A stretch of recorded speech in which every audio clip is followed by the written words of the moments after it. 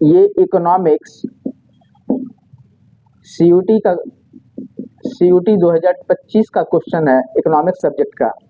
इस क्वेश्चन में ये पूछ रहा है central problem of an economy is accurate for this. ये जो ऊपर का जो आपका गिवन डाटा है उसके अकॉर्डिंग ये कौन सा इसके लिए सुटेबल है।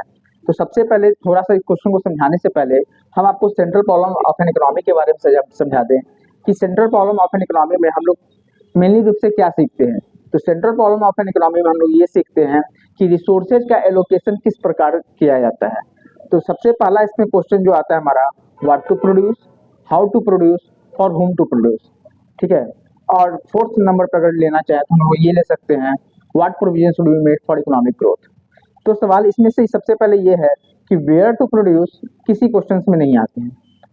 मतलब central problem of an economy में जो हम 3 टॉपिक बताएं, जो 4 टॉपिक जो हम आपको बताएं, उसमें से वेयर टू प्रोड्यूस नहीं होता। तो ये ऑप्शन तो आपका ऐसे ही रॉन्ग हो गया।